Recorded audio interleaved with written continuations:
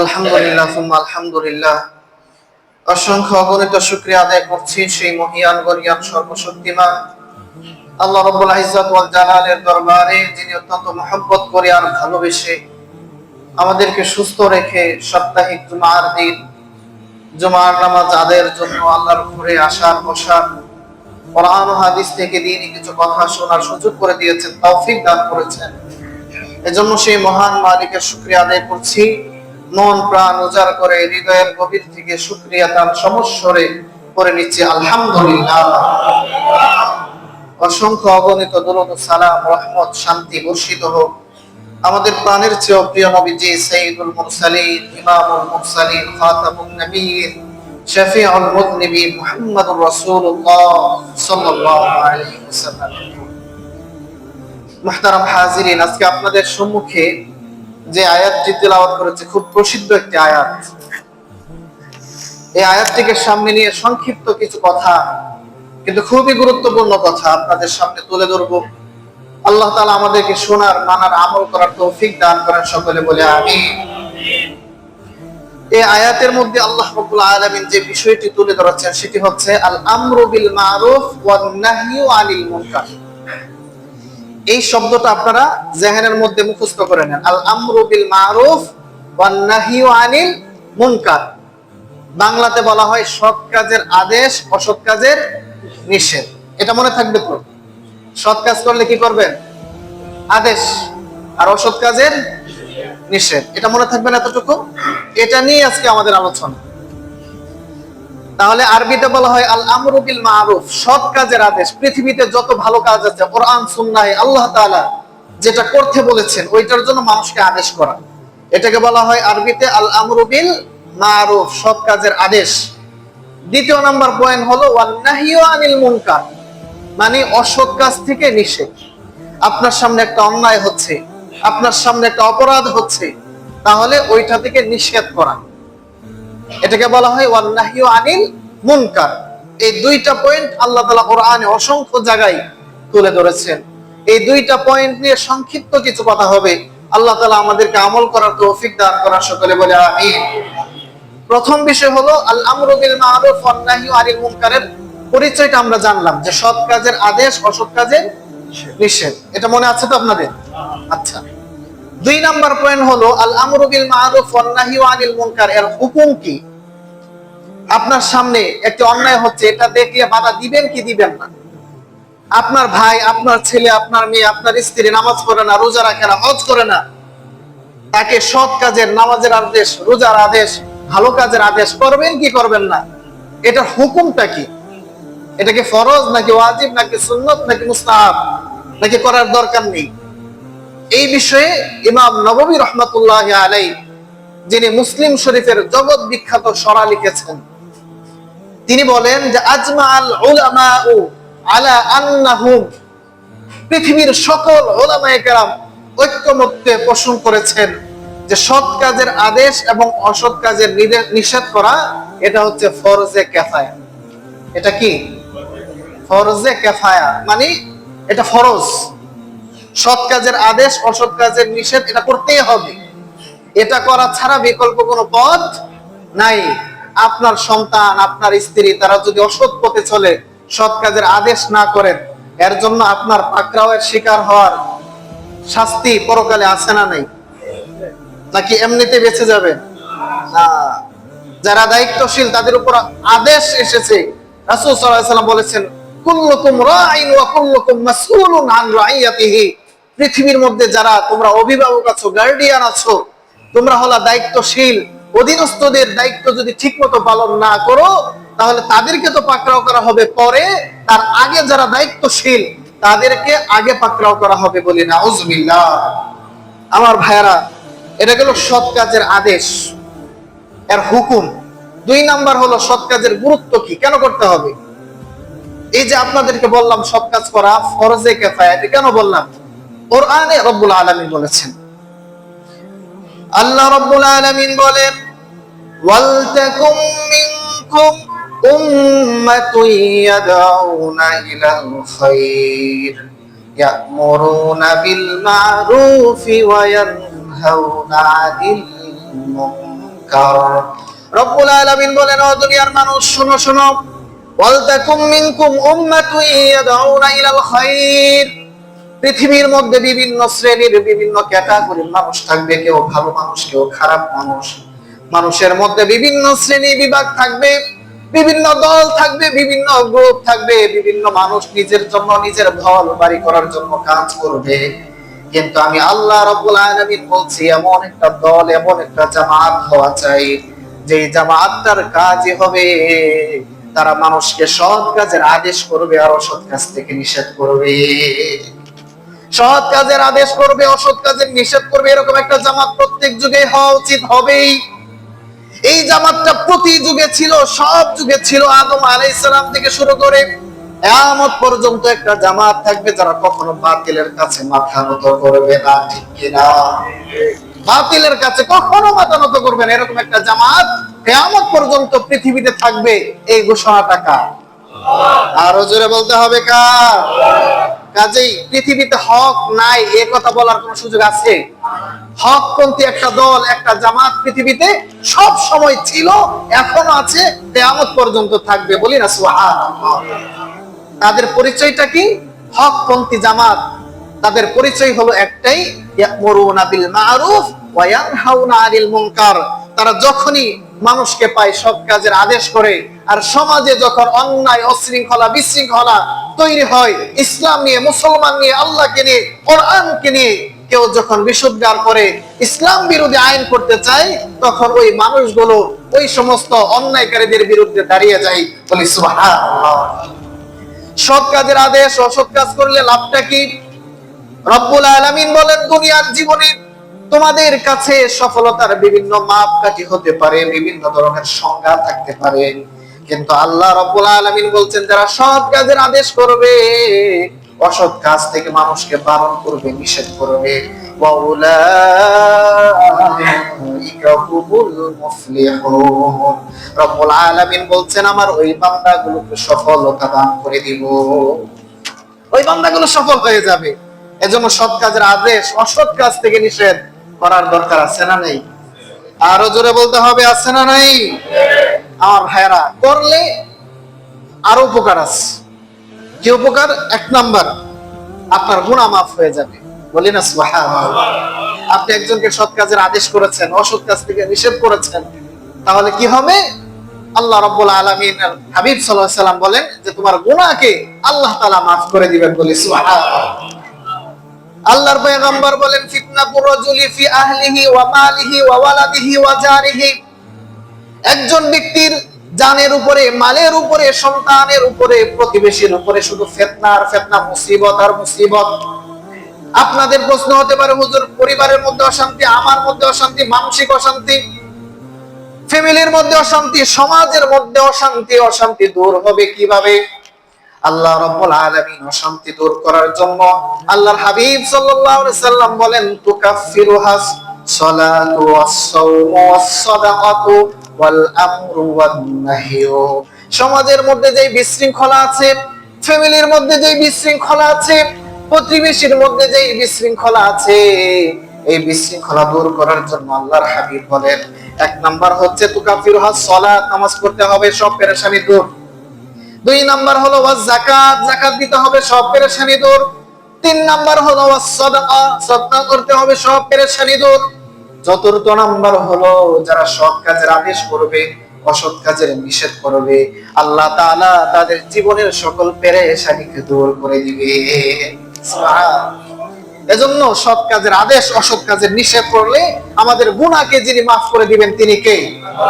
আরো আল্লাহর নাম জুড়ে বলতে হবে, তিনি কে? আমার ভাইরা, দুই নাম্বার, সৎ কাজের আদেশ, অসৎ কাজের নিষেধ করলে কি হবে? আল্লাহ তাআলার পক্ষ থেকে আপনার উপরে ডাইরেক্ট সাহায্য চলে আসবে। বলি সুবহানাল্লাহ। আল্লাহ তাআলা যদি কোনো ব্যক্তিকে সাহায্য করে, ওর কোনো ভয় আছে? জোরে বলেন না, ভয় আছে কি? যেই ব্যক্তির জন্য আল্লাহ হয়ে যায়, আল্লাহ বলেন, বান্দা তোমাকে সহযোগিতা করার দায়িত্ব আমি নিজে নিয়ে নিলাম, তুমি সৎ কাজের আদেশ, অসৎ কাজের নিষেধ করতে থাকো, তোমার কোনো ভয় নাই, কারণ আমি আল্লাহ নিজে তোমাকে সাহায্য করবো। বলি সুবহানাল্লাহ। রব্বুল আলামিন বলেন, ওয়ালা ইয়ানসুরুন্নাল্লাহু মান ইয়ানসুরু ইন্নাল্লাহা লাকাবিয়্যুন আজিজ। রব্বুল আলামিন বলেন, ও বান্দা, দুনিয়ার মধ্যে বিশৃঙ্খলা সৃষ্টি করার জন্য কিছু মানুষ আসবে, সমাজের মধ্যে ফিতনা ফাসাদ তৈরি করবে। ওই ফিতনা ফাসাদ আর অশ্লীলতাকে যারা রুখে দাঁড়াবে, আমার দিনকে যারা সহযোগিতা করবে, ইসলামকে, কোরআনকে, হাদিসের পক্ষে যারা কথা বলবে, এই কথা বলতে গিয়ে যারা কোরআনকে রক্ষা করবে, হাদিসকে রক্ষা করবে, সমাজের মধ্যে ন্যায় প্রতিষ্ঠা করবে, ওয়ালা ইয়ানসুরুল্লাহ, আমি আল্লাহ রাব্বুল আলামিন নিজে তাদেরকে সহযোগিতা করব। আপনাদের মনে হইতে পারে আল্লাহ সহযোগিতা করবে পরে, আগে যে হুজুর বলছে ওরা সাইজ করে আনে। এই প্রশ্ন আপনাদের মনে আসতে পারে। আল্লাহ রাব্বুল আলামিন পরের অংশে বলছেন, বান্দা শোনো, পৃথিবীর কোন মানুষকে ভয় পাওয়ার কোনো কারণ নাই। ইন্নাল্লাহা লাকাবিয়্যুন আজিজ, কারণ সবচেয়ে বড় ক্ষমতাশীল, সবচেয়ে বড় পাওয়ারশীল, সবচেয়ে বড় রাজা যিনি, তিনি কে? আরো জোরে বলতে হবে, কে? আল্লাহ তাআলা এই আয়াতে এটা স্মরণ করায় দিচ্ছেন, বান্দা, ইন্নাল্লাহা, নিশ্চয় আল্লাহ, লাকাবিয়্যুন, অবশ্যই শক্তিশালী। ওই শক্তিশালী আল্লাহ তাআলা যদি আমাকে সাহায্য করেন, হক কথা বলতে আমার কোনো ভয় আছে? আর জোরে বলেন, আছে কি? আপনাদের কোনো ভয় আছে? না। আল্লাহর ভয় যার অন্তরে ঢুকে যাবে, পৃথিবীর সকল ভয় তার অন্তর থেকে দূর হয়ে যাবে, বলি সুবহানাল্লাহ। এজন্য আল্লাহ তাআলা ওয়াদা করছেন, বান্দা, তুমি যদি সৎ কাজের আদেশ, অসৎ কাজের নিষেধ করো, তাহলে আমি আল্লাহ তাআলা নিজে তোমাকে সাহায্য করব, বলি সুবহানাল্লাহ। আমার ভাইরা, 3 নাম্বার কারণ, এটা পেছনে আপনাদেরকে এক জমায় বলেছিলাম, মনে থাকার কথা। আজকে খুতবাতে যে আয়াতটি পড়েছি সেটি পৃথিবীর মধ্যে আদম আলাইহিস সালাম থেকে শুরু করে নিয়ে অসংখ্য অগণিত নবী রাসূল প্রেরণ করেছেন, তাদের উম্মত প্রেরণ করেছেন। বলেন তো, সকল উম্মতের মধ্যে আল্লাহ তাআলা উম্মতে মুহাম্মদীকে শ্রেষ্ঠ হিসাবে বানিয়েছেন কি বানান নাই? আরো জোরে বলেন। এটা জানেন তো আপনারা, নাকি কারো অজানা আছে? এটা আপনারা সকলেই জানেন, কিন্তু কারণটা কি? ওই কারণটা আল্লাহ তাআলা কোরআনে বলছেন, কুনতুম খায়রা উম্মাতিন উখরিজাত লিন-নাস তা'মুরুনা বিল মা'রুফি ওয়া তানহাউনা আনিল মুনকারি ওয়া তু'মিনুনা বিল্লাহ। রব্বুল আলামিন বলছেন, কুনতুম খায়রা উম্মাতিন, অবশ্যই অবশ্যই তোমরা সর্বশ্রেষ্ঠ উম্মত হবে। কিন্তু নিজে নিজেই অটোমেটিক্যালি সর্বশ্রেষ্ঠ উম্মত হবে না। সর্বশ্রেষ্ঠ উম্মত হওয়ার জন্য কারণ হলো, কুনতুম খায়রা উম্মাতিন উখরিজাত লিন-নাস, মানুষের জন্য তোমাদেরকে তৈরি করা হয়েছে, সৃষ্টি করা হয়েছে। তা'মুরুনা বিল মা'রুফি ওয়া তানহাউনা আনিল মুনকার, সমাজের মধ্যে মানুষকে নামাজের কথা বলবে, রোজার কথা বলবে, যাকাতের কথা বলবে, হজের কথা বলবে, জিহাদের কথা বলবে। আর যখন অন্যায়, অবিচার, অশ্লীলতা দেখবে, ওইটা থেকে মানুষকে বারণ করবে। এই জন্য আমি আল্লাহ তোমাদেরকে সৃষ্টি করেছি। এই কারণ যদি আমাদের মধ্যে পাওয়া যায়, দুইটা, সৎ কাজের আদেশ, অসৎ কাজের নিষেধ, তাহলে উম্মতে মুহাম্মদী হয়ে আমি শ্রেষ্ঠ উম্মত হতে পারবো। আর যদি উম্মতে মুহাম্মদী হয়েও এই দুইটা গুণ আমার মধ্যে না থাকে, তাহলে আমি নিজে শ্রেষ্ঠ উম্মত হতে পারবো না। এজন্য এই গুণটা অবশ্যই আমাদের অর্জন করতে হবে। পৃথিবীর মধ্যে যত উম্মত এসেছিল, সকল উম্মতের আফসোস ছিল যে শেষ নবীর উম্মত যদি আমরা হতে পারতাম, তাহলে সর্বশ্রেষ্ঠ উম্মত হয়ে যেতাম।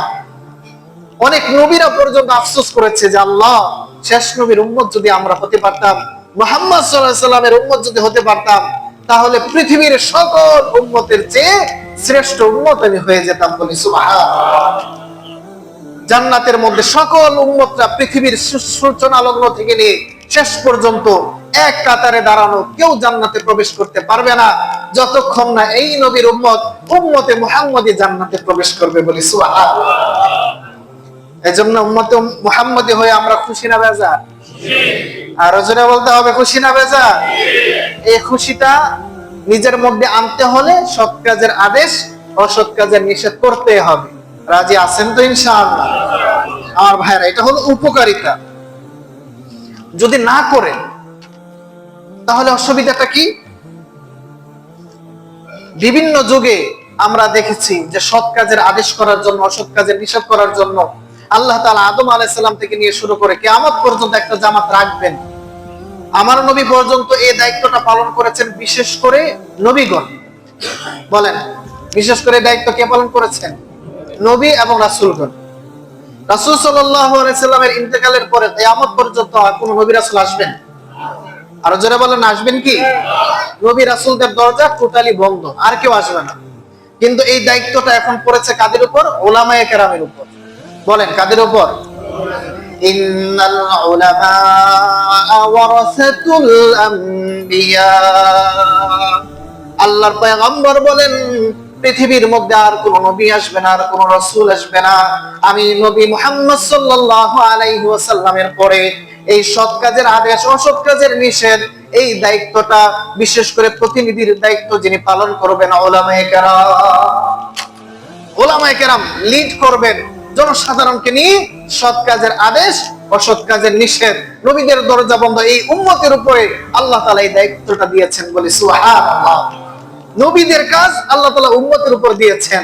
বলেন তো, নবীদের কাজ যদি বসের কাজ কোন কর্মচারী পেয়ে যায়, বসের কাজ কর্মচারী পাওয়ার পরে ওর সম্মান কমবে না বাড়বে? পারবে না। সে বসের সহযোগী হয়ে গেছে। কাজে নবীদের স্থলাভিষিক্ত এবার আল্লাহ তাআলা আমাদেরকে এই দায়িত্বটা দিয়েছেন। কাজে আমরা যদি সৎ কাজের আদেশ আর অসৎ কাজের নিষেধ করতে থাকি, তাহলে আল্লাহ তাআলা নবীদের সাথেই আমাদেরকে হাসর করবেন, কিয়ামত করবেন, আমাদেরকে জান্নাত দিয়ে দিবেন, বলি সুবহানাল্লাহ। আমার ভাইরা, যেটা বলতেছিলাম, উলামায়ে কেরামদেরকে আল্লাহ তাআলা এই দায়িত্বটা দিয়েছেন, এই উম্মতের সবাইকে এই দায়িত্ব দিয়েছেন যে সৎ কাজের আদেশ করবে, অসৎ কাজের নিষেধ করবে।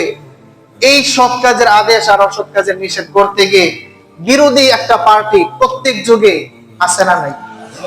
আরো জোরে বলতে হবে, আছে না নাই? মুসলমানের ভিতরে কোরআন হাদিসকে পছন্দ করে না নামদারি মুসলমান আছে না নাই? আমার ভাইরা দেখবেন টুপি পরবে, দাড়ি পরবে, নামাজও পড়বে, কিন্তু তারপরে কোরআন হাদিসের কথা তার পছন্দ হয় না। এরকম লোক সমাজে আছে না নাই? আর আমাদের সমাজের কি কথা বলবো? রাসূল সাল্লাল্লাহু আলাইহি সাল্লামের যুগে রাসূলের দরসে বসেছে, শ্রবণ করেছে, নসিহত শুনেছে, তারপরে মুনাফিক রাসূলের মজলিসের মধ্যে ছিল কি ছিল না?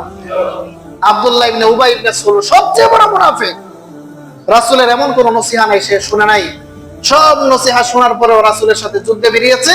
মাঝপথে যাওয়ার পরে 70 জন লোক নিয়ে সে চলে আসছে যে মুহাম্মদ সাল্লাল্লাহু আলাইহি সাল্লাম নিজে যাক, নিজে গিয়ে মরক, আমি আমার লোকজন নিয়ে সেফ জোনে চলে আসি, আমার জিহাদ করার কোনো দরকার নাই, বলি নাউযুবিল্লাহ।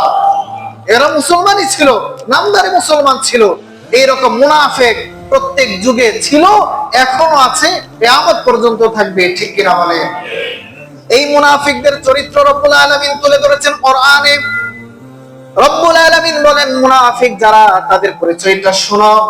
আল মুনাফিকুনা ওয়াল মুনাফিকাতু বা'দুহুম মিন বা'দ।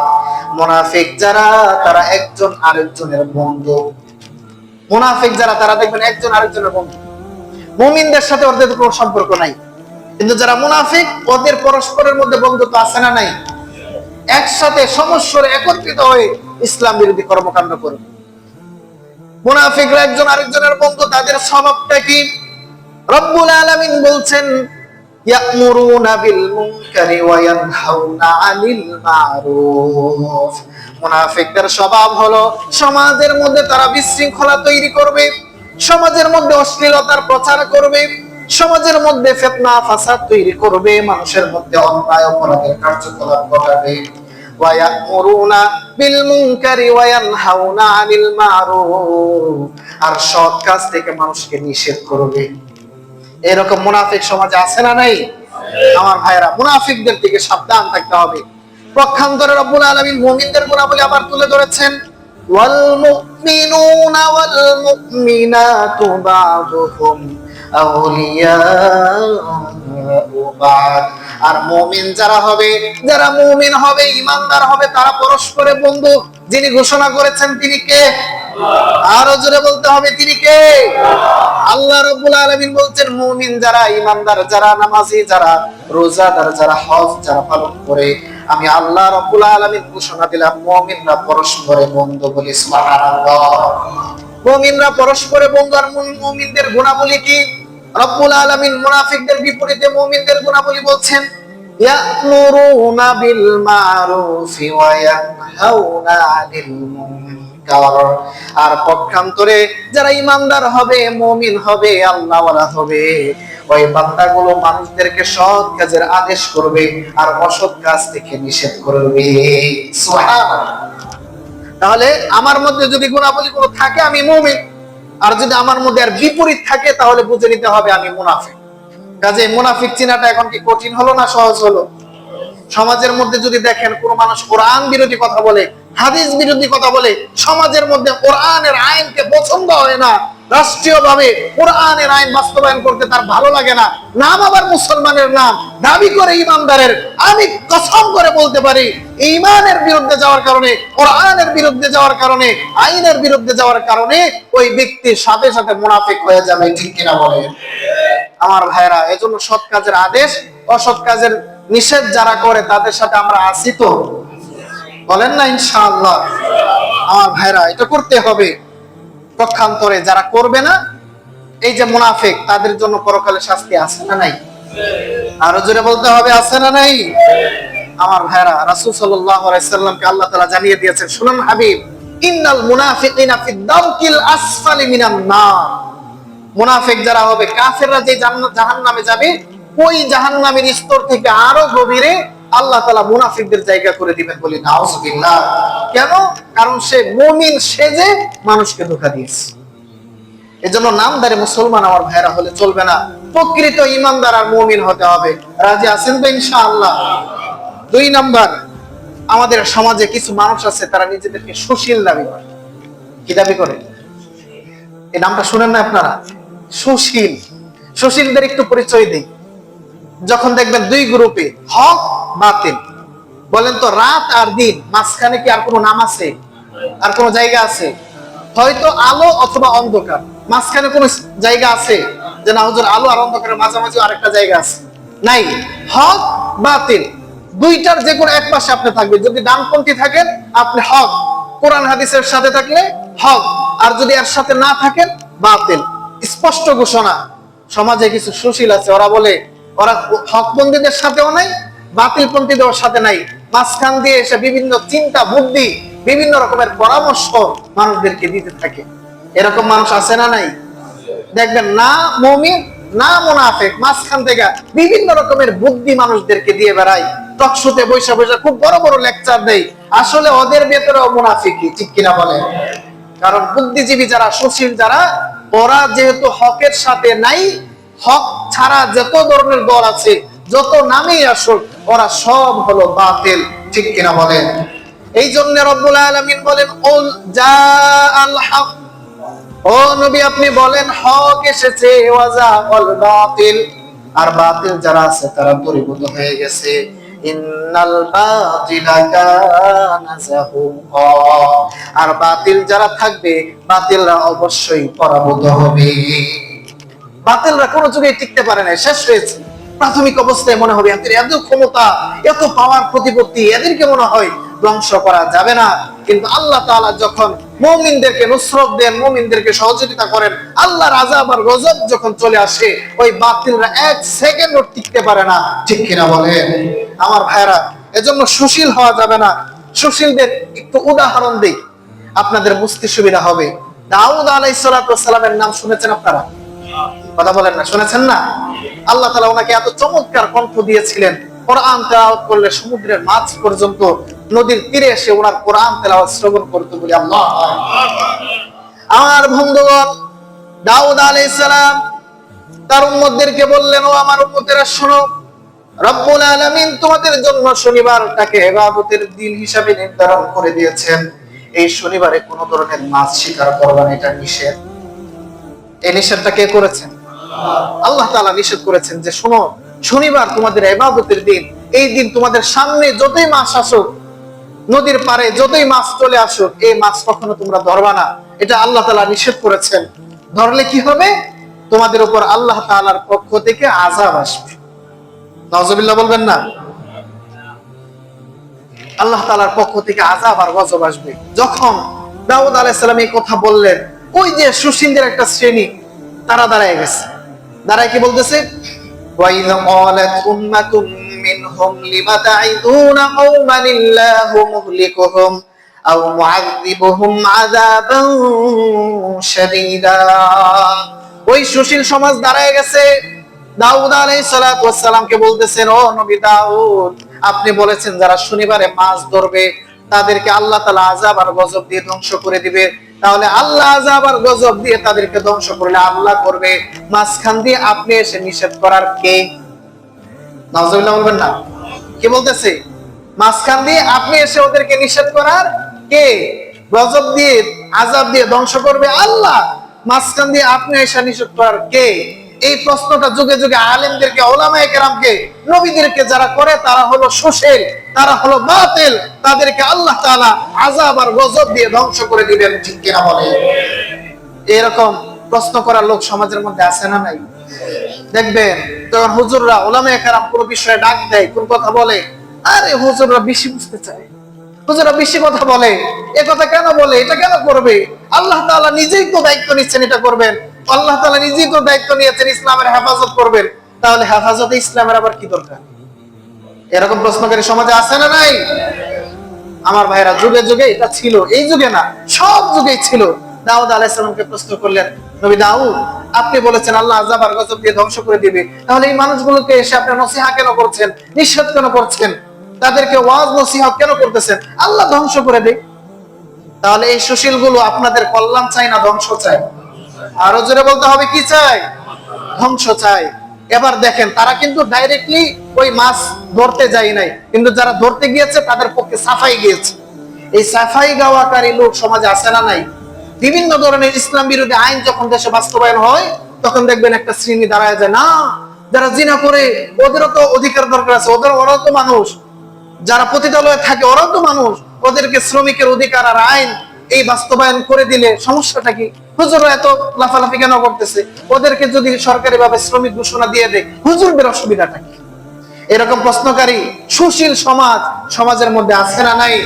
আমার ভাইয়েরা, এরপরে কি হয়েছে দাউদ আলাইহিস সালামের ওই সুশীলদের? একটু শুনেন। ফালাম্মা নাসু মা যুকিরু বিহি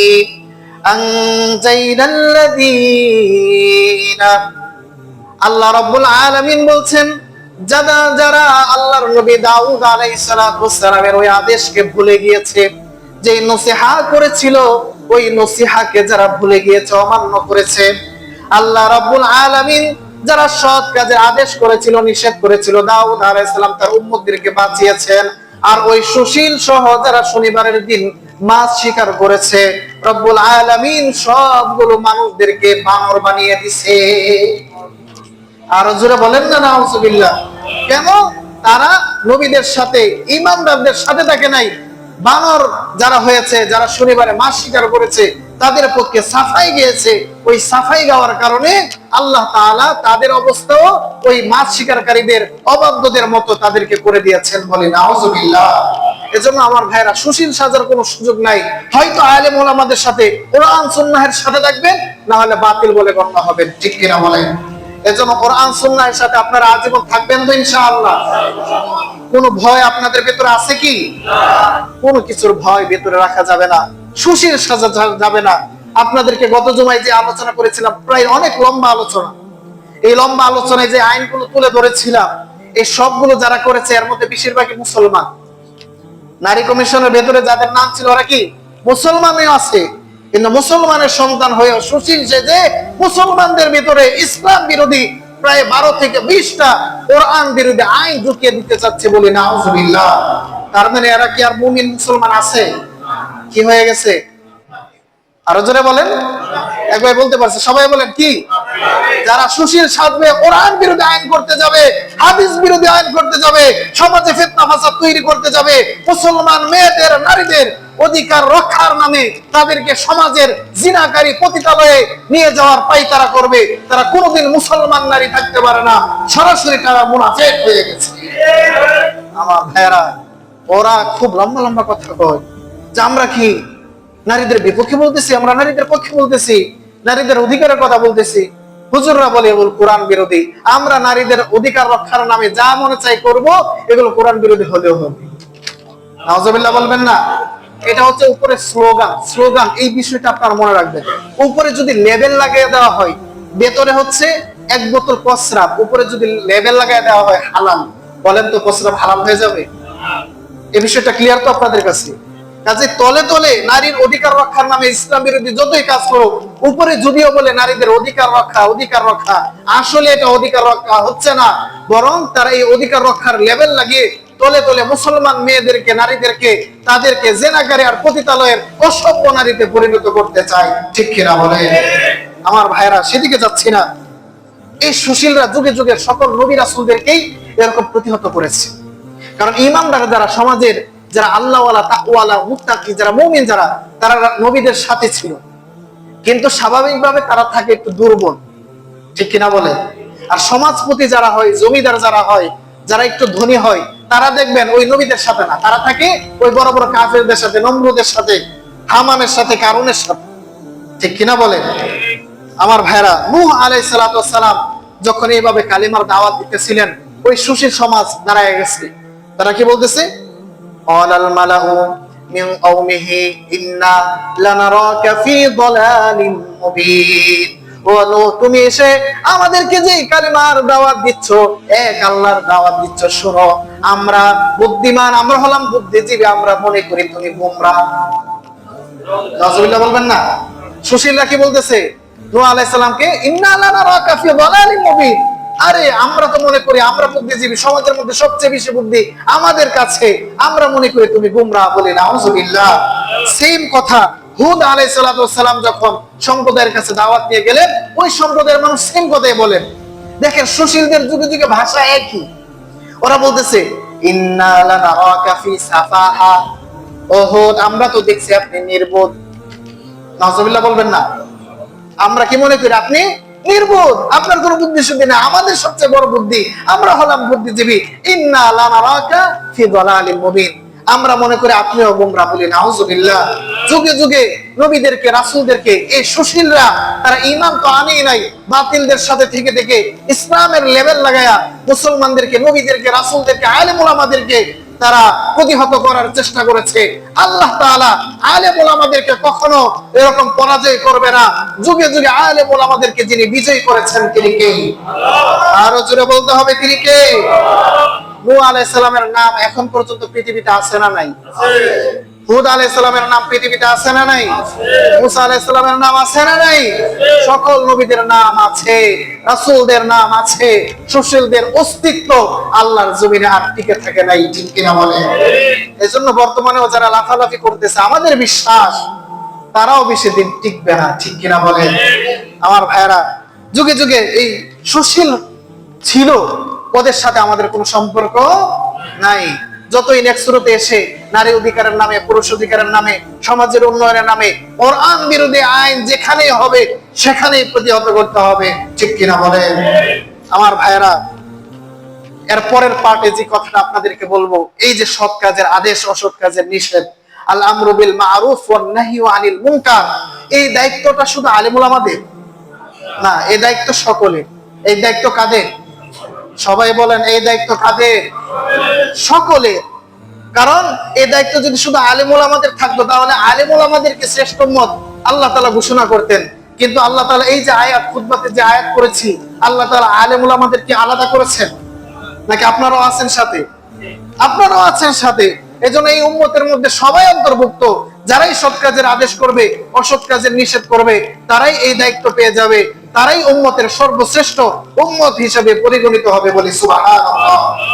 আল্লাহর পয়গম্বর বলেন, মান রাআ মিনকুম মুনকারান ফালইয়ুগাইয়িরহু বিয়াদিহি ফাইন লাম ইস্তাতি' ফাবিলিসানিহি ফাইন লাম ইস্তাতি' ফাবিকলবিহি ওয়া যালিকা আযআফুল ঈমান। আল্লাহর পয়গম্বর বলেন, ও আমার উম্মতেরা শোনো, মান রাআ মিনকুম, তোমাদের মধ্যে কেউ যদি দেখে কোরআন বিরোধী আইন হচ্ছে, হাদিস বিরোধী আইন হচ্ছে, সমাজের মধ্যে অশ্লীলতা ছড়ানোর জন্য চেষ্টা হচ্ছে, সমাজ থেকে কোরআন সুন্নাহকে উঠিয়ে দেওয়ার চেষ্টা করছে, তাহলে তোমাদের কাজ হলো, তোমরা যখন এইরকম দেখবা, ফালিয়ুগাইয়িরহু বিয়াদিহি, তোমাদের যদি সামর্থ্য থাকে, ক্ষমতা থাকে, তাহলে হাত দিয়ে প্রতিহত করে ওই বাতিলের আস্তানাকে ঘুরিয়ে দিতে হবে। ঠিক কিনা বলেন? এক নাম্বার কাজ, যদি ক্ষমতার শক্তি থাকে, ধরেন আপনাদের এই ছায়াবীতি অঞ্চল মাশাআল্লাহ খুব চমৎকার একটা জায়গা, এই জায়গায় কোনো মাজার আছে? কথা বলেন, আছে কি? বেদাতীদের বন্ধদের কোনো কারখানা আছে? এরকম ভাবে পায়ের মধ্যে সেজদা করতে হয় এরকম পীর মুরিদি আছে? বলি আলহামদুলিল্লাহ, আল্লাহ আপনাদেরকে হেফাজত করেছে। আরো জোরে বলেন আলহামদুলিল্লাহ। আমার ভাইরা, এখন যদি এরকম মাজার দ্বারা হঠাৎ করে একজন বললো আমার বাপ মারা গেছে, উনি বড় সুফি ছিল, এবার বাপের মাজার বানাইতে চাই, বাপের মাজারকে কবর করে লাল নীল বাতি জ্বালায়া একদম আলিশান অবস্থায় বেদাতের প্রচার প্রসার করতে চাই, আপনাদের কাছে আমার দাবি, বলেন তো যদি আমাদের ক্ষমতার সামর্থ্য থাকে, ওই মাজার আমাদের ছায়াবীতিতে হতে আমরা কখনো দেব কি? আরো জোরে বলেন, দেবেন আপনারা? না। তারপরে বিভিন্ন অশ্লীল মেয়েদের, নারীদেরকে এনে যদি কনসার্টের নামে অশ্লীলতা বেহায়াপনা তৈরি করা হয়, যদি আমাদের সামর্থ্য থাকে, বলেন তো আমরা এটা বাস্তবায়ন করতে দেব? কখনোই দেব না। রাসূল বলেন, অন্যায় প্রতিরোধ করতে তোমাদের হাতের ক্ষমতা যদি থাকে, সবাই যদি ঐক্যবদ্ধ থাকো, তাহলে ডাইরেক্টলি বাতিলের আর কারখানাকে, আস্তানাকে তোমরা গড়িয়ে দাও। ঠিক কিনা বলেন? আমার ভাইরা, যদি দেখা যায় যে না, ওই সমাজে আমি মাত্র একজন, আর কেউ নাই আমার সাথে, সমাজের সব মানুষ ওই দিকে, আমার সাথে অল্প সংখ্যক মানুষ, তাহলে আমি কি করবো? যদি ভাঙতে যাই, আমার তো শেষ করে দিবে। তাহলে 2 নম্বর অপশন রাসূল রেখেছেন। তাহলে কি করতে হবে? ফাইল্লাম ইয়াস্তাতি' ফাবিলিসানিহি। 2 নাম্বার, আমি ডাইরেক্ট গিয়ে ওই মাজারকে ভাঙতে পারি না, ডাইরেক্ট গিয়ে ওই পীরের কারখানাকে ভাঙতে পারি না, ডাইরেক্ট গিয়ে বেদাতের কারখানাকে ভাঙতে পারি না, তাহলে কি করতে হবে? জবানের মাধ্যমে, বক্তৃতার মাধ্যমে মানুষকে এই বেদাত থেকে সতর্ক করতে হবে। ঠিক কিনা বলেন? এটাও যদি না থাকে, সমাজের মধ্যে রাষ্ট্রপ্রধান, প্রধানমন্ত্রী, বড় বড় নেতা যারা আছে, সবাই হচ্ছে ওই দলের, মুখ দিয়ে বললে শেষ, হক কথা জুমার মিম্বর থেকে বলা যাবে না, বললেই হুজুর শেষ, পরের দিন হুজুর আর খোঁজ নাই। ঠিক কিনা বলেন? এরকম যুগ আমাদের সমাজে ছিল কি ছিল না? কত ইমাম সাহেব নিখোঁজ হয়েছে, খতিব সাহেব নিখোঁজ হয়েছে, অস্তিত্ব নাই, ঠিকানাও আমাদের কাছে নাই, এখনো নিখোঁজ অসংখ্য উলামায়ে কেরাম আছে। গতকালকের নিউজ, স্বাধীন দেশে আপনারা বাস করেন, হবিগঞ্জে ইমাম সাহেব 9 বছর এক মসজিদের ইমাম খতিব, কোনদিন বাতিলের সাথে আপোষ করে নাই, হক কথা বলে গিয়েছেন। গতকাল থেকে ফেসবুকে স্ট্যাটাস দিয়েছিলেন যে আমি আমার নিজেকে নিয়ে আশঙ্কিত, মনে হয় আমার কিছু একটা হয়ে যাবে। পরের দিন, গতকালকেই এই দুপুরের দিকে ওই ইমাম সাহেব, খতিব সাহেব নিখোঁজ, এখনো ওনার কোনো খোঁজ পাওয়া যায়নি। নাউজুবিল্লাহ বলবেন না? এই যে অবস্থা, এই জন্য কি হক কথা বলা ছেড়ে দিতে হবে? বাতিল সবসময় যুগে যুগে পেছনে থাকে, কিন্তু আমার আপনাদের কাছে দাবি থাকবে, উলামায়ে কেরামদের সাথে আপনাদেরও থাকতে হবে। যদি মনে করেন হুজুর হক কথা বলেছে, এবার হুজুর যাক, যা হবার হয়ে যাক, আমি তো সেফ জোনে আছি, আমার তো কোনো মুসিবত নাই, বিপদ নাই, আপনি কি বেঁচে গেলেন না আপনি শেষ হয়ে গেলেন? আপনার জন্য পাকড়াও আছে না নাই? আলেম ওলামাদের সাথে থাকে, কোরআন সুন্নাহর হক কথা যারা বলে তাদের সাথে আজীবন আমরা থাকবো। আপনারা থাকবেন তো ইনশাআল্লাহ? আরো জোরে বলেন ইনশাআল্লাহ। আমার ভাইরা, একটা সময় এই যুগটা ছিল, এখন শেষ, এরপরও কিছু আছে। আমি যখন প্রথম আসি আরো 2 বছর আগে, আমাদের এক ইমাম সাহেব বলতেছিল যে হুজুর খুব সাবধান। বললাম কি ভাই? যা সকলের লিস্ট, সাভারে আমাদের 1 নং ওয়ার্ডে প্রায় 25টা মসজিদ আছে, বলেন না আলহামদুলিল্লাহ। সমাজে মসজিদ বেশি হওয়া, মাদ্রাসা বেশি হওয়া, আলেম ওলামাদের অবস্থান বেশি হওয়া, ওই সমাজের জন্য, ওই মহল্লার জন্য নিরাপদ। আর যদি কোনো সমাজে মসজিদ কম থাকে, আলেম ওলামা কম থাকে, হক কথা বলার মতো মানুষ কম থাকে, ওই সমাজটাকে ওই সুশীলরা এসে, বাতিলরা এসে, বেদাতিরা এসে দখল করে নিবে। ঠিক কিনা বলেন? আমার ভাইরা, এই অবস্থা আগে ছিল, এখন মোটামুটি কিছুটা কমছে। আমার ব্যক্তিগত কথা হলো, আমি সব সময়, যেহেতু কোরআন হাদিস আল্লাহ তাআলা পড়িয়েছেন, আমার জীবনে 4 হওয়ার কোনো রেকর্ড নাই, 1 2 আলহামদুলিল্লাহ। লেখাপড়া যতটুকু করেছি ভালোভাবেই করেছি। আপনার বাইতুল সালাম মিরপুর 12তে লেখাপড়া করেছি প্রায় 7 বছর, হবিগঞ্জে লেখাপড়া করেছি। খোঁজ নিয়ে জানবেন যে হুজুর এরকম না যে নামের শুরুতে শুধু হাফেজ, মুফতি, মাওলানা লাগাই দিছে আর আয়েশা মুখ দিয়ে যা মনে চাই তাই বলতেছে, এইরকম হুজুর আমি না। অন্তত যেটা বলবো কোরআন হাদিসে যেটা আছে সেটাই বলবো, হক কথাই বলবো। হক কথা বলতে গিয়ে নবী রাসূলরা যেরকম অপমান সহ্য করেছেন, অপমান সহ্য আমরা করতে রাজি।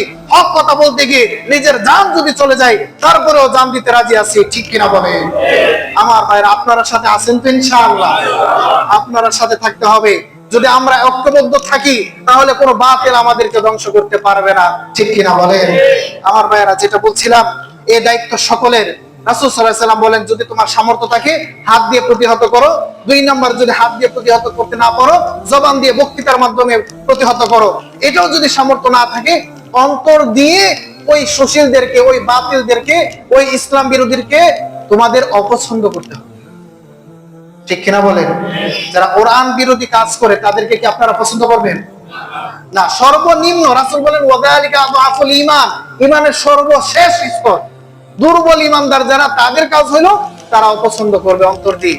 এরপরের স্টেপে যারা যারা জবান দিয়ে প্রতিহত করবে তারা একটু পাওয়ারফুল, আর যারা হাত দিয়ে প্রতিহত করবে তারা আরো বেশি পাওয়ারফুল, ঠিক কিনা বলেন?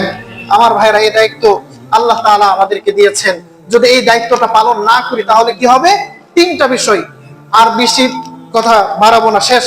3টা বিষয় আমাদের উপর চলে আসবে যদি সৎ কাজের আদেশ আর অসৎ কাজের নিষেধ আমরা না করি। তাহলে কি হবে? 1 নাম্বার, আল্লাহ তাআলার আযাব আর গজব ওই সমাজের মধ্যে, ওই দেশের মধ্যে নাযিল হবে, বলে নাউযুবিল্লাহ। 2 নাম্বার হচ্ছে, আমরা আল্লাহ তাআলার কাছে কেঁদে কেঁদে চোখের পানি ছেড়ে অনেক দোয়া করব, কিন্তু সৎ কাজের আদেশ আর অসৎ কাজের নিষেধ যদি আমাদের মধ্যে না থাকে তাহলে আল্লাহ তাআলা আমাদের কোনো দোয়াকেই কবুল করবেন না। নাউযুবিল্লাহ বলবেন না? 3য় নাম্বার হচ্ছে লানত, আল্লাহ তাআলার লানত, রাসূলের লানত, যে সমাজের মধ্যে মানুষ সৎ কাজের আদেশ অসৎ কাজ থেকে নিষেধ করবে না তাদের উপর ডাইরেক্টলি আল্লাহ তাআলার লানত, বলে নাউযুবিল্লাহ। আমার ভাইরা, এই জন্য সৎ কাজের আদেশ অসৎ কাজের নিষেধ এই দায়িত্ব আপনারা পালন করবেন তো ইনশাআল্লাহ? আলেম ওলামাদের সাথে থাকবেন তো ইনশাআল্লাহ? সমাজের মধ্যে কোরআন বিরোধী, হাদিস বিরোধী, ইসলাম বিরোধী কোন আইন যখনই বাস্তবায়ন করতে যাবে এর বিপক্ষে ওলামায়ে কেরাম যদি ডাক দেয়, এর সাথে থাকবেন তো ইনশাআল্লাহ? এই দায়িত্ব আল্লাহ তাআলা আমাদেরকে দিয়েছেন, আপনাদের থাকতে হবে, সজাগ থাকতে হবে। আমরা যদি সজাগ থাকি, আমাদের সোনার বাংলাদেশে ইসলাম বিরোধী কোন আইন অতীতেও বাস্তবায়ন হতে পারে নাই, আগামীতেও বাস্তবায়ন করতে দেব না, বলে ইনশাআল্লাহ। আমার ভাইরা, সর্বশেষ আপনাদের কাছে একটি চিঠি এসেছে, সেটি আপনাদেরকে আমি পড়ে শোনাই। সেটি হচ্ছে, গত জুমায় আপনাদের কাছে আমি আলোচনা করেছিলাম, খুব বিস্তারিত আলোচনা, প্রায় 10টা পয়েন্ট নিয়ে আলোচনা করেছিলাম।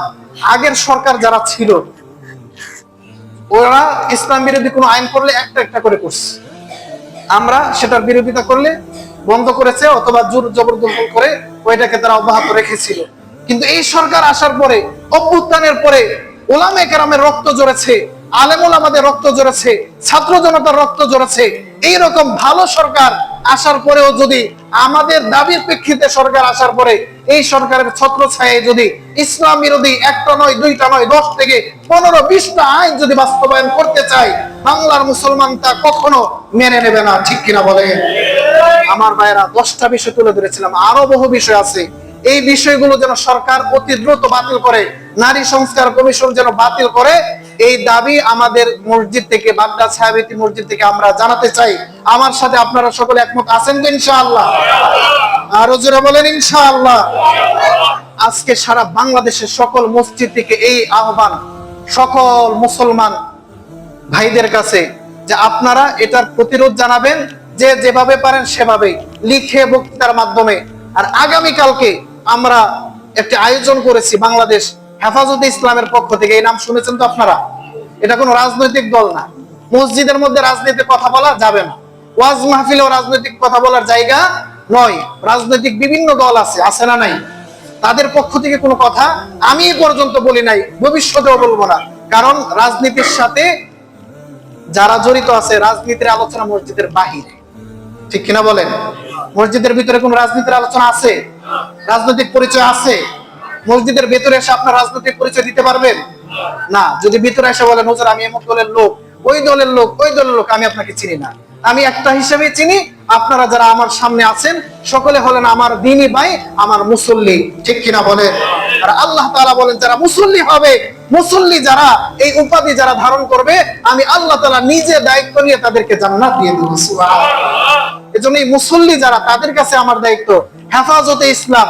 ইসলাম বিরোধী আইন যখন করবে তখনই তারা দাঁড়িয়ে যাবে। এটা কোনো রাজনৈতিক সংগঠন নয়, এখানে দেশের সকল আলেম ওলামা, সকল ঘরানার আলেম ওলামা সবাই এটার সাথে জড়িত। ওনারা আগামীকালকে ডাক দিয়েছে, সরকার এতদিন সহজে মানে নাই। আমরা সরকারকে দাবি জানিয়েছিলাম যে অতি দ্রুত এটা একটা সমাধান করেন। আপনারা আমাদেরকে জানান যে আমরা এটা অতি দ্রুত বন্ধ করব বা সংস্কার করব, কিছুই জানাই নাই। এই জন্য আগামীকালকে 3 মে শনিবার সকাল 9টায় সোহরাওয়ার্দী উদ্যানে ইসলামী মহা সম্মেলন হবে বলে আলহামদুলিল্লাহ। সেখান থেকে ওই যে 10টা বিষয় গত জুমায় আলোচনা করেছিলাম, আজকে বলার সুযোগ নাই, যে তারা অনেকগুলো বিষয় তুলে ধরেছে। সবগুলো বিষয় একটাও রাখা যাবে না। কোরআন বিরোধী একটা আইনও এই সংস্কার কমিশনে রাখা যাবে না, ঠিক কিনা বলেন? আমরা এটা উদাত্ত আহ্বান জানাবো, একটাও রাখতে পারবেন না। এই কমিশনটাকেই বাতিল করতে হবে, ঠিক কিনা বলেন? এটার জন্য এই দাবি নিয়ে আগামীকালকে প্রায় 50 লাখের উপরে মুসলমান সোহরাওয়ার্দীতে একত্রিত হবে বলে আলহামদুলিল্লাহ। এতটুকু আমাদের প্ল্যান আছে, আরো বেশি হবে। সাভার থেকে প্রায় 300 বাস যাবে। যারা যেতে চান সবার কাছে আমার উদাত্ত আহ্বান থাকবে, যাদের সুযোগ আছে, অনেকেরই তো অফিস আদালত সব বন্ধ আগামীকালকে, যাদের সুযোগ আছে আপনারা সাভার থেকে বাস যাবে, আমাদের সাথে যোগাযোগ করলে আপনাদেরকে যাওয়ার ব্যবস্থা করা হবে। যারা যেতে পারবেন না, সব জায়গা থেকে আমাদের এই অবস্থান, মন থেকে ওই নারী সংস্কার কমিশনে যারা আছে, ইসলাম বিরোধী যারা কাজ করবে, তাদের প্রতি ঘৃণা আছে না নাই? আমার ভাইয়েরা, আগামীকালকের এই সমাবেশ সফল হোক, সার্থক হোক। এখানে অনেকগুলো দাবি আগামীকালকে জানানো হবে, যে নারী বিষয়ক সংস্কার কমিশনের কোরআন ও সুন্নাহ বিরোধী যে প্রতিবেদন তারা দিয়েছে পুরোটাকেই বাতিল করতে হবে। 2 নাম্বার, দেখেন গত জমায় একটু টাচ দিয়েছিলাম আপনাদেরকে, যে বলেছিলাম পৃথিবীতে মুসলমানের সকল কাজ যার নামে শুরু হবে তিনি কে? এখন এই সংসদের মধ্যে আল্লাহ তাআলার নাম আগে ছিল, এই নামটা এই আগের সরকার এসে তারা বাতিল করে দিয়েছে, যে না, আল্লাহ তাআলার নাম দিয়ে সংবিধানের কোনো কিছু শুরু হতে পারে না। আমরা আগামীকালকে এই দাবিটা জানাবো যে সংবিধানে বহুত্ববাদের পরিবর্তে আল্লাহর উপর পূর্ণ আস্থা ও বিশ্বাস এবং আল্লাহ তাআলার নাম দিয়ে সংসদের অধিবেশন শুরু করার যেই ব্যবস্থাপনা ছিল সেটাকে আবার সঠিক করতে হবে, সেটাকে আবার জারি করতে হবে, ঠিক কিনা বলে? 2 নাম্বার, আপনারা জানেন সকলেই আলেম ওলামাদের উপরে যে পরিমাণ নির্যাতন আর নিপীড়ন বিগত আমলে হয়েছে, এই পরিমাণ নির্যাতন মনে হয় ওই যে ব্রিটিশদের পরে আর কখনো হয়নি, ঠিক কিনা বলেন? আমার ভাইরা, এই আলেম ওলামারা এখনো নিখোঁজ আছে, অনেকেই গুম আছে, অনেকের উপর মিথ্যা মামলা আছে, এগুলো বাতিল করতে হবে। তারপর হচ্ছে সর্বশেষ, আপনারা অনেকেই জানেন যারা অনলাইনে অ্যাক্টিভ আছেন, ফিলিস্তিনের অবস্থা ভালো না, ভারতের অবস্থাও ভালো না। ওয়াকফ আইন বাতিল করে সেখানে মুসলমানদের মসজিদগুলো, মাদ্রাসাগুলো ধ্বংস করে দেওয়া হচ্ছে। বাংলাদেশি মুসলমান তারা না, ভারতের স্থায়ী বাসিন্দা, ওদেরকে বাংলাদেশি বলে ধরে ধরে ওই মেয়েদেরকে, নারীদেরকে তুলে নিয়ে যাওয়া হচ্ছে, ধর্ষণ করা হচ্ছে বলে নাউজুবিল্লাহ। আমার ভাইদেরকে, বোনদেরকে, বাবাদেরকে এরকম ভাবে ধরে নিয়ে এই হিন্দু উগ্রবাদীরা তারা এরকম কিছুদিন আগে দেখলাম গলা কেটে জবাই করে দিচ্ছে বলে নাউজুবিল্লাহ। আমার ভাইয়ের, এগুলোর আমরা প্রতিবাদ জানাবো এবং ইসলাম বিরোধী যে আইন যখন যেখানেই যেই সরকারি করুক, যেই স্রোতেই করুক, চাই সে যত ভালো সরকারি হোক না কেন, আমরা উদাত্ত আহ্বান জানাবো।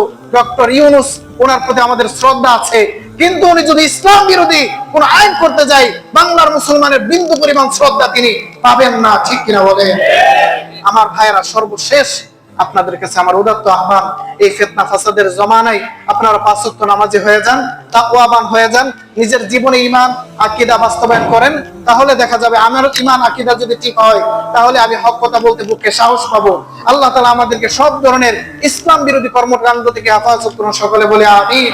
আল্লাহ তাআলা এদেশের মুসলমানদেরকে, এদেশের ভূখণ্ডকে, বাংলাদেশের স্বাধীনতা সার্বভৌমত্ব থেকে রক্ষা করুন, সকলে বলে আমিন। ওয়া আখিরু দাওয়ানা আলহামদুলিল্লাহি রাব্বিল আলামিন।